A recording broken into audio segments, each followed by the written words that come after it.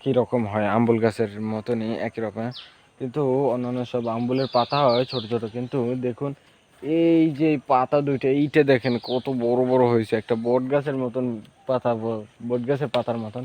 কিন্তু মূলত এটার পাতার সাইজ হচ্ছে গিয়ে আপনার এই যে এরকমের হুম আবার পিছন থেকে হালকা ঝাপসা।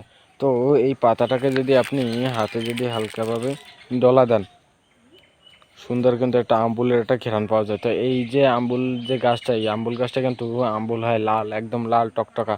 হ্যাঁ, আবার আর একটা আম্বুল গাছ আছে, সেটার আম্বুল হয় মানে একদম গোলাপি কালার হালকা। হ্যাঁ, আবার আর একটা আম্বুল গাছ আছে, সেটার আম্বুল হয় মানে সবুজ।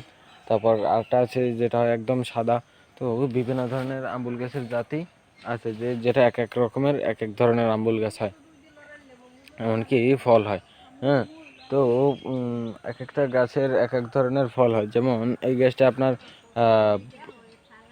লাল লাল হয় ফলটা, ঠিক আছে, মানে এই গাছটার ফলটা হয় লাল, ঠিক আছে। তো অন্যান্য আরও বিভিন্ন ধরনের গাছ আছে যেগুলোর ফল বিভিন্ন ধরনের হয়ে থাকে। তো আমরা এটার একটা পাতা নেই, এই যে এটার একটা পাতা নিয়ে যাই। তা গাছটা দেখতে পাচ্ছেন যে অনেক বড় হয়েছে, ঠিক আছে, কিন্তু কাজ হবে কি, এটা একটা আম গাছের নিচে। তো এই যে এই আম্বুল গাছটা, ঠিক আছে, তো এই আম্বুল গাছটা কিন্তু আপনার একটু খোলামেলা জায়গায় লাগানো উচিত। না হলে কিন্তু আপনার ভালো ফলন পাওয়া যাবে না। তো মানে একটু খোলামেলা যদি জায়গায় যদি লাগায়, তাহলে কিন্তু দেখা যায় যে আপনার এই আম্বুলটা কিন্তু ভালো হয়। আর যদি ভিজে যদি স্যাঁতস্যাঁতে যদি জায়গায় যদি কেউ লাগায়, তাহলে কিন্তু আম্বুলটা কিন্তু বেশি একটা ভালো হবে না।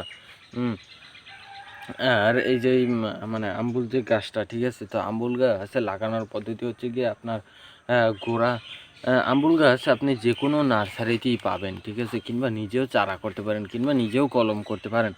আম্বুল গাছ কলম করার জন্য মনে করেন এই যে পিছনে যে একটা গাছ দেখতে পাচ্ছেন, এটা মনে করেন একটা ডাল। ওই আম্বুল গাছটারই। তো এই ডালটার একদম নিচ থেকে, মানে ডালটা যেখান থেকে বের হয়েছে, ওইখান থেকে আপনি 1 ইঞ্চি পরিমাণে ছাল ছিলবেন।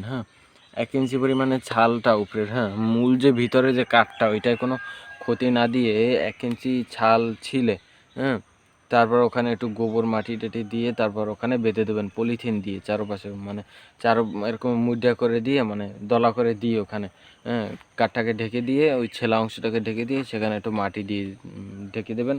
তারপর ওখানে একটু পলিথিন দিয়ে বেঁধে দেবেন। তাহলে কিছুদিন পর দেখবেন যে আপনার ওখান থেকে শিকড় বের হচ্ছে। দেখা যায় যে 1 মাস পরেই দেখতে পারা যাবে যে ওখান থেকে শিকড় বের হয়েছে। ঠিক ওই শিকড়ের নিচ থেকে কেটে নিয়ে এসে ওটা যদি মাটিতে লাগিয়ে দেওয়া হয়, তাহলেই আপনার এটা একটা গাছে পরিণত হয়ে যাবে। আবার ওইটার যে আঁটি যে থাকে, ওইটার আঁটি থাকে, সেগুলো